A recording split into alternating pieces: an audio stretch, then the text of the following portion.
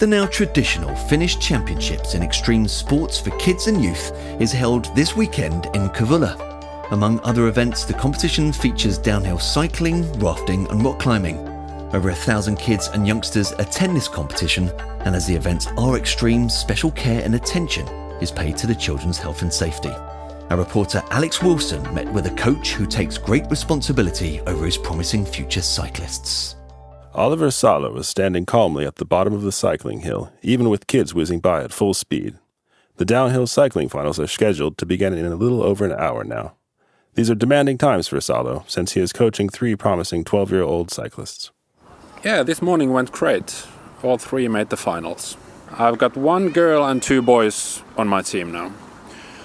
Of course, at their age, training isn't a matter of life and death by any means, but this kind of success already inspires hope for the future and kind of sets a path for them to grow as athletes.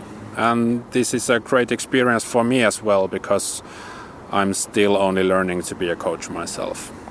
Over 1,000 underage competitors attend the championship, and the events are extreme. Therefore, the children's safety requires lots of special attention from organizers, coaches, and caretakers.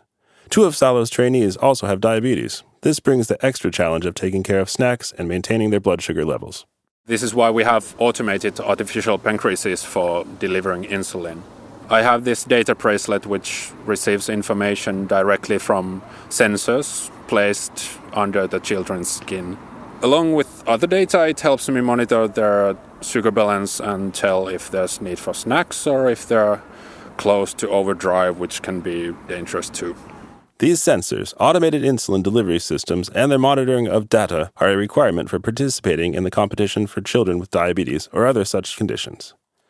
In events such as downhill cycling, climbing, and rafting, there is no room for risking the health and safety of the athletes in any way. Salo himself has experience, not only in sports, but in diabetes as well. Type 1 diabetes didn't prevent him from winning the Nordic Championship in snowboarding or competing in top-level events in cycling.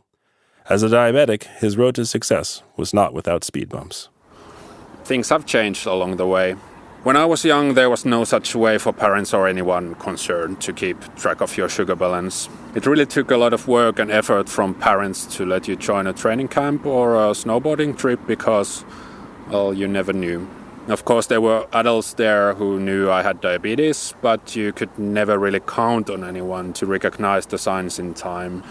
And I was such a scatterbrain myself that when I got excited, I wouldn't necessarily pay any attention to skipping my meals. These modern artificial pancreases are a complete game changer since those days.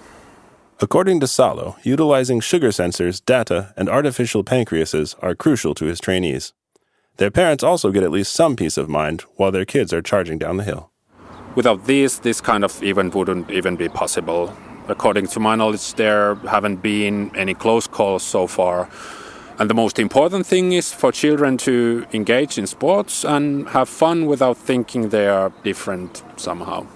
So what encouraged Salo himself to do sports in his childhood and youth? When I was young, there were athletes who also had diabetes, but it's hard for me to fathom how, for example, the NHL star Kaapo Kakko managed to make it with all the hassles around diabetes back then.